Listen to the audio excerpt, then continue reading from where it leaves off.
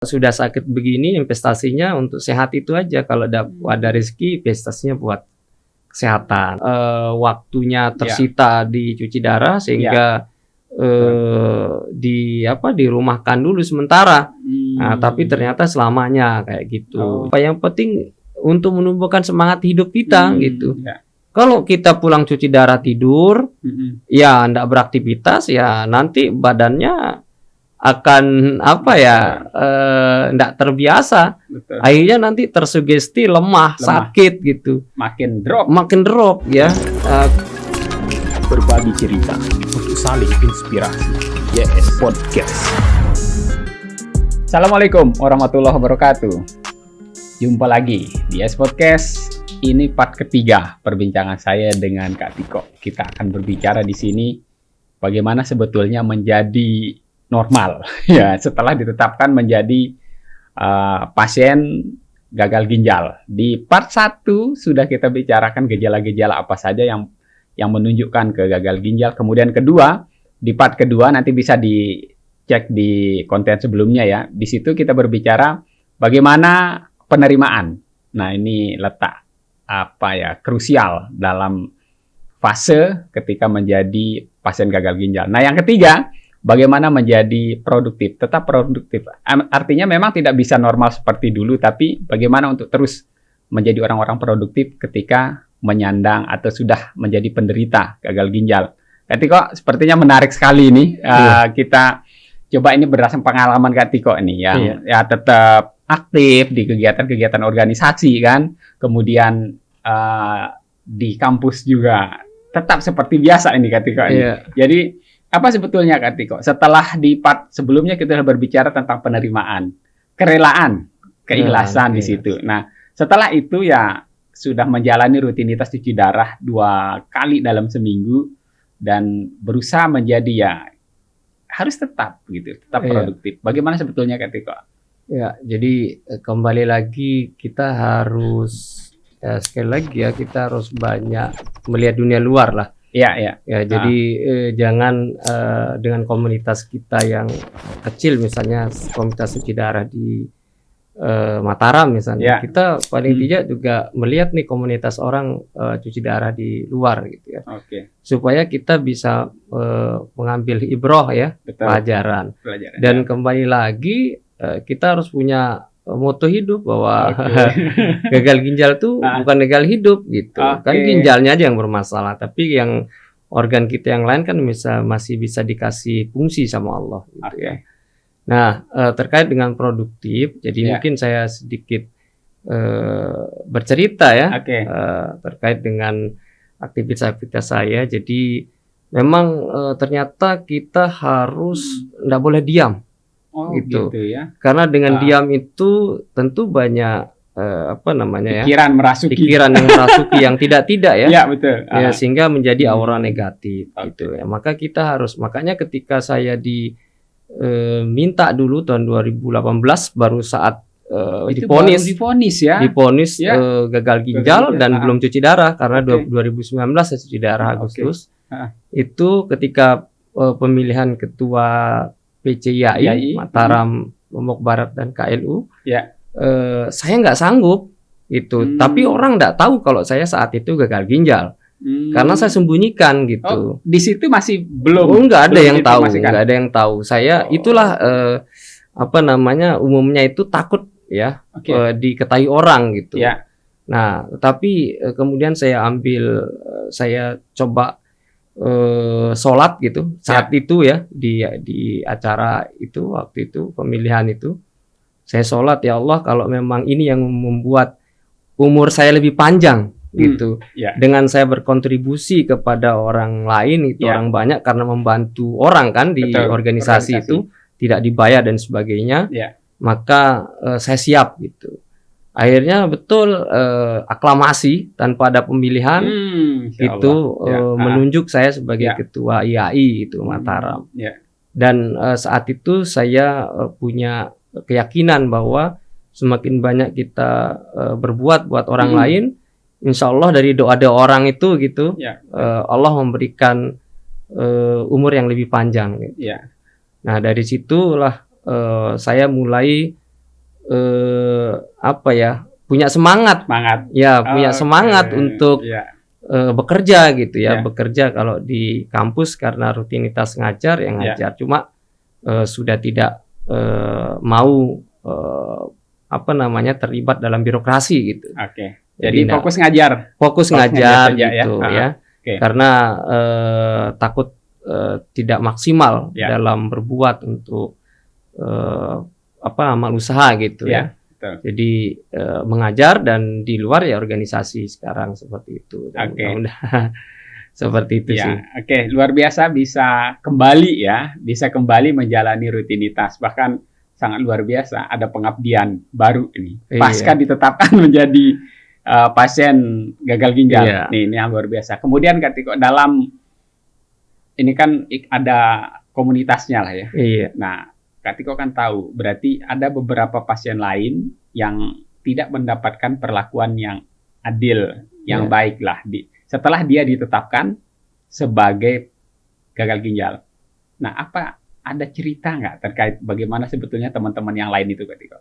Ya, jadi memang cuci darah itu sekali lagi kita butuh modal gitu ya. Jadi investasi kita sekarang tuh ya itulah makanya sering bilang itu jaga sehatmu sebelum datang waktu sakit. Jaga lima ya kalau nggak salah ya. Ya, jadi kalau sudah sakit begini investasinya untuk sehat itu aja. Kalau ada rezeki investasinya buat kesehatan ya. Contoh misalnya kalau orang cuci darah itu kan dia harus prepare tadi. Dia harus siapkan ongkos untuk ke ruang rumah sakit, kemudian untuk beli makannya dan sebagainya. Dan banyak pasien-pasien cuci darah ya, teman-teman kita yang memang kekurangan gitu, kemudian rumahnya jauh gitu ya, yang dijangkau begitu jauh ya, mungkin di kabupaten lain gitu, belum yang dari kabupaten pulau seberang gitu ya. Jadi harus ke RSUP ya? Iya, karena instalasi HD itu belum banyak di NTB.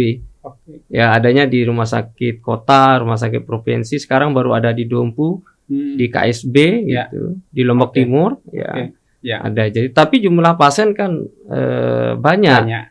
Sehingga kadang daya tampungnya tidak tidak sesuai gitu.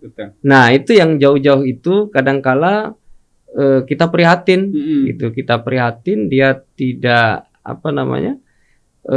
tidak datang cuci darah kadangkala karena alasan itu ya, tidak ada ongkos, tidak ada. Itu sih sebenarnya yang menurut kita kasihan gitu ya, prihatin kita gitu ya. Kalau perlakuan medis sih saya kira sama lah. Sama ya, baik. Ya, sama, tidak dibeda-bedakan lah gitu. Jadi ini lebih ke kemampuan ya, kemampuan menghadapi pasca ditetapkan ya. Ya ini ya disinilah sebetulnya kita kembali ya harus terus bersyukur itu. Iya, betul. Jadi ketika melihat ya ada kondisi ternyata yang memang harus kita syukuri gitulah di sisi yang saat ini kita miliki, dan ternyata ada sahabat-sahabat kita yang tidak seberuntung kita gitu. Nah, ketika melihat pengalaman ketika berada di komunitas ini, ada nggak jadi perbedaan perlakuan di tempat kerja? Ini secara umum aja, nggak usah disebut. Ya, kalau saya karena di dunia akademik ya tidak ada perlakuan yang berbeda ya. Bahkan kadang-kadang saya nggak enak gitu, seolah-olah dispesialkan kadang gitu ya. Mampu saya kerjain itu, tapi karena mungkin dilihat nanti takutnya bagaimana, akhirnya bebannya itu dilimpahkan atau dibagi gitu ya. Tetapi di lain tempat gitu, yang memang dia bekerja dengan tenaga, dengan otot misalnya, kemudian bekerja dengan waktu, itu banyak dirugikan gitu dari komunitas-komunitas di luar ya. Di luar yang bekerja di swasta yang memang mengejar omset misalnya atau profit gitu, keuntungan. Produktivitas tinggi ya. Iya, produktivitas tinggi tadi.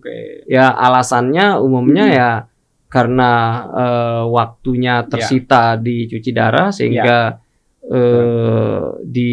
dirumahkan dulu sementara. Nah, tapi ternyata selamanya kayak gitu. Jadi itu tidak bisa kita pungkiri karena kita baca kan di grup-grup komunitas itu. Ya ada namanya kalau di Indonesia itu KPCDI namanya. KPCDI. Ya, Komunitas Pasien Cuci Darah Indonesia. Itu ketuanya itu namanya kalau nggak salah itu Pak Samosir. Dia juga pasien cuci darah, tetapi dia didonorkan ginjalnya oleh istrinya. Nah, istrinya yang memberikan, kebetulan dia cocok dengan ginjalnya, sehingga istrinya memberikan sebelah ginjalnya untuk dia. Dan jadi dia lebih bisa ringan berarti ya. Lebih. Seperti itu. Jadi ada perlakuan yang tidak mengenakan justru ya? Iya, di luar sana. Di luar, ya. Dalam pengalaman juga ini berarti dengan adanya komunitas itu kan menjadi penyemangat ya. Iya. Jadi itu menjadi apa ya? Di situ sama gitu loh, satu frekuensi. Satu keluarga. Ya, satu keluarga. Di penerimaannya adalah sebagai pasien cuci darah. Nah, dalam kegiatan cuci darah ini kan mohon maaf Kak Tiko, di segmen sebelumnya kan kita bicarakan bagaimana untuk terus. Ini kan yang harus rutin gitu. Iya. Dijadwalkan, bahkan jamnya tertentu ini sudah tetap di pelayanan kesehatan. Iya. Ya.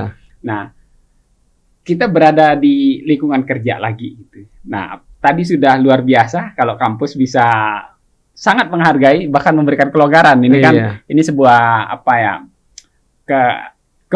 penerimaan ya, penerimaan tempat kita bekerja, dan tidak seberuntung itu juga kata teman-teman yang lain. Nah, hal-hal lain apa lagi Kak Tiko untuk kita untuk terus bisa produktif? Artinya ya ini memang sudah kita gelar gitu, sudah kita sandang bahwa kita adalah pasien cuci darah. Tapi untuk terus menumbuhkan kepercayaan diri, apalagi yang perlu dilakukan? Iya, intinya kalau kita punya kreativitas tersendiri gitu, atau bakat yang memang sudah kita lakukan sebelum kita cuci darah, ya dilanjutkan gitu. Dilanjutkan kalau memang ternyata kita tidak mampu, misalnya pekerjaannya menggunakan otot nih, tenaga kan sudah tidak seperti dulu, maka coba dielaborasi. Sampai pernah saya yang ada pasien, cerita sedikit ini, cara pasien cuci darah umur 23 ya. 23 tahun ya, karena dia kena cuci darah itu karena lalai. Jadi udah divonis dia infeksi ginjal. Kemudian waktu itu masih SMA katanya, cerita sama saya. Kebetulan waktu itu satu maksudnya tempat tidurnya deret dengan saya, sehingga saya banyak ngobrol sama dia gitu, tanya-tanya. Nah, kemudian dia bilang setelah dinyatakan enak, dia lupa kontrol. Dia menganggap sudah sembuh ya? Gitu. Nah, tiba-tiba dia ngedrop gitu, badannya bengkak terus, sekolahnya terganggu, sehingga dia tidak tamat SMA karena keluar masuk rumah sakit gitu. Dan akibatnya dia harus cuci darah. Nah, belum menikah kan? Nah, akhirnya tentu kita harus saling motivasi di sana. Bahwa jangan kemudian tidak berpikir apa yang mau dikerjakan gitu. Sampai saya ajarkan, ya kan, masa kalah sama bapak yang jual cilok keliling, ya nggak perlu kita buat kan. Kita bisa ngambil sama orang gitu. Yang penting apa? Yang penting untuk menumbuhkan semangat hidup kita gitu. Kalau kita pulang cuci darah tidur, ya ndak beraktivitas, ya nanti badannya akan ndak terbiasa. Akhirnya nanti tersugesti lemah, sakit gitu. Makin drop ya. Kita usahakan sugestikan dari kita ini kita sehat gitu. Kita sehat, karena kalau nggak dari kita sendiri, ayo siapa yang memberikan kita energi untuk sehat. Percuma cheerleaders hore, tapi diri sendiri aja nggak bisa bangun begitu. Makanya saya selalu ditanya di kampus gitu. Kemarin juga saya baru ditanya, apa rahasianya kok tetap bisa survive gitu. Ya, saya bilang ya nanti tunggu di podcastnya Pak Pak Yusron, saya bilang gitu. Ada pejabat di kampus nanya saya kemarin selesai Jumatan gitu. Saya bilang tunggu aja nanti di podcastnya. Menurut beliau banyak keluarga-keluarga yang membutuhkan edukasi itu karena ada yang bergejala seperti itu dan sangat didukung gitu kalau memang bisa dalam bentuk YouTube dan sebagainya itu. Ya, ini kan media-media kita untuk saling semangatin. Iya, betul. Ya, jadi apa yang bisa kita berikan kalau bentuknya seperti ini ya, ini kan salah satu lah ya di tengah kita juga sebagai upaya memerangi konten-konten anfaedah. Iya. Dengan hadirnya konten ini kan paling nggak bisa menyelingi lah. Iya. Ya nggak bisa kita ngomel-ngomel terus, media sosial isinya konten anfaedah semua tanpa kita mampu berbuat. Iya, betul. Terus terang semangat ini juga saya dapat dari Kak Tiko ketika kita bertemu di TVRI. Keinginan mengungkapkan ini kan sangat luar biasa. Saya juga langsung merasa tertantang. Ini harus pesan-pesan ini harus sampai. Nah, kemudian ketika kita kan sugesti berarti lebih banyak sugesti yang kita timbulkan bahwa saya sedang baik-baik saja. Iya. Jadi terus itu yang kita semangatkan. Nah, bagaimana sebetulnya menghadapi ini? Nah, tadi kan ada sahabat-sahabat kita sebagai sesama pasien, apa yang pertama kali kita berikan gitu untuk saling menguatkan ke teman-teman yang lain? Biasanya kita di cuci darah itu kan sebelum masuk itu kita antri dulu nih. Kita harus pinjar dulu gitu kan. Karena kan harus buat jaminan BPJS itu. Nah, saat itu prosesnya masih lama, belum nanti prepare alat-alatnya sama perawatnya. Saat itulah kita biasanya saling kunjungi. Ya, bednya kan sudah jelas tuh. Mesin masing-masing sudah jelas. Udah dikasih nih mesinnya saya dikasih di sini. Ya, disitulah saya nanti dicuci darahnya. Nah, biasanya kita keliling gitu. Kita keliling, kita saling cerita ya. Karena kan testimoni setiap orang itu tidak bisa serta-merta berlaku buat orang lain. Betul. Gitu ya. Misalnya dia tidak bisa makan ini, kita bisa makan itu. Betul. Kondisi berbeda-beda. Ya, kondisi berbeda-beda. Dan itu kita yakinkan supaya karena kan tidak sedikit yang awam gitu ya. Betul.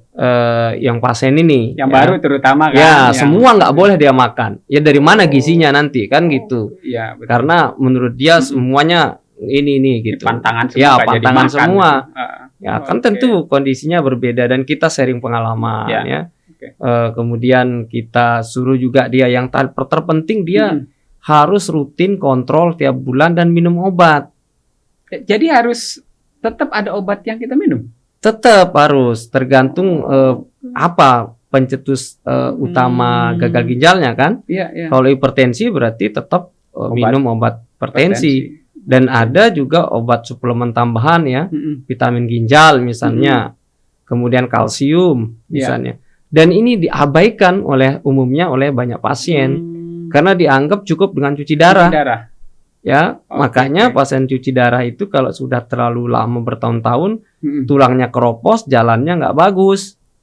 Karena nggak diimbangi. Iya, kalsiumnya kan kita dicuci darah kita, semua mineral apa yang ada di darah itu kan keluar. Gitu. Iya kan keluar tuh, kesaring kan, ketinggal di itu keluar. Makanya harus dibantu dengan suplemen, kayak misalnya kalau dari rumah sakit biasanya dikasih kalsium laktat namanya. Itu kita minum gitu. Nah, pasien itu kadang-kadang abai, tidak ingat. Yang penting cuci darah lah gitu. Dikiranya itu udah menjadi solusi untuk semua ya.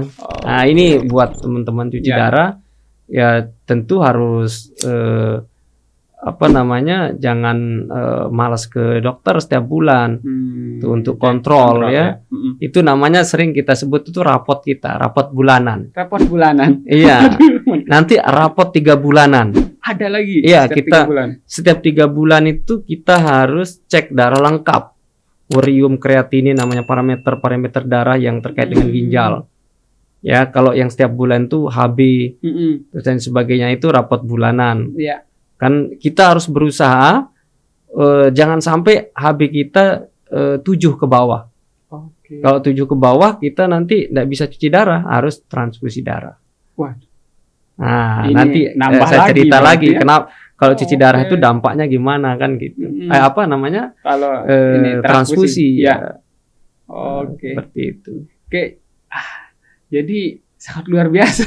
Iya, Jadi itu. saya kira segampang itu pikiran saya juga ketika orang udah selesai cuci darah ya normal sampai ke jadwal cuci darah berikutnya gitu. Jadi ternyata banyak hal pasca Iya, itu ya yang pasca yang itu. harus dilakukan. Betul. Oke, ini betul-betul Masya Allah ini kesabaran, keikhlasan, penerimaan itu nih Pak Tiko. Iya. Jadi yang harus betul-betul dinomorsatukan ini. Ketika apa yang kira-kira perlu ini sebagai closing statement ini ya apa yang perlu disampaikan kepada sahabat-sahabat kita yang untuk mengajak terus produktif, Iya. mengajak terus saling menguatkan itu. Silakan ketika langsung ngadap Ya, kamera ini. bagi saudara-saudaraku yang diamanahkan penyakit ya, artinya bagi kita umat muslim ini adalah ujian Ya. dan yakinlah ujian itu tidak akan melebihi dari kemampuan hambanya. Maka terimalah, kemudian coba untuk menerima dan ikhlas atas penyakit itu, kemudian dekatkan diri tentu kepada Sang Pencipta ya, sesuai dengan agama kita masing-masing. Kemudian bekerja seperti biasa ya, jangan diam, usahakan terus bergerak ya. Apa yang bisa kita lakukan kita lakukan. Yang masih punya keluarga, cari nafkah untuk keluarga ya, tapi porsinya tentu sudah tidak seperti dulu ya. Mungkin waktunya bisa dikurangi, waktu istirahatnya bisa diatur dan sebagainya, dan tetap semangat.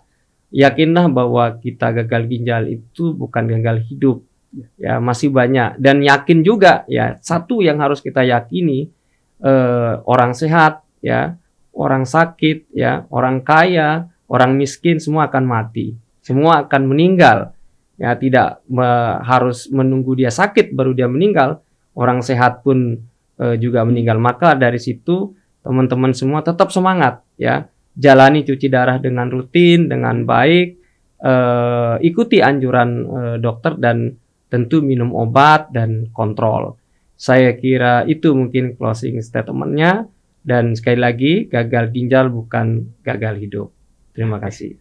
Oke, sangat luar biasa. Gagal ginjal bukan gagal hidup. Di sini ada masih yang harus kita saling semangati. Semoga konten ini mampu ya. Ini salah satu upaya kita nih ya, Podcast itu saling kita memberikan semangat dan doa tentunya ya untuk sahabat-sahabat kita yang divonis menjadi pasien gagal ginjal. Nanti segmen berikutnya ada lagi yang sebetulnya Kak Tiko mau ceritakan nanti di kesempatan berikutnya ya. Masih banyak hal-hal lain Kak Tiko ya yang perlu dibuka terkait dengan gagal ginjal ini. Mungkin nanti kita bisa menghadirkan sahabat yang lain juga ya. Iya, boleh. Ya, nanti mungkin karena pengalamannya berbeda gitu, bagaimana ya untuk terus survive seperti part ketiga ini. Iya. Baik sahabat IAS Podcast, demikian yang bisa saya bahas dengan Kak Tiko yang pasien gagal ginjal ini udah stadium 5. Ini udah udah 2 kali dalam seminggu beliau harus cuci darah. Kita tetap saling doakan, saling semangati. Demikian sahabat IAS Podcast.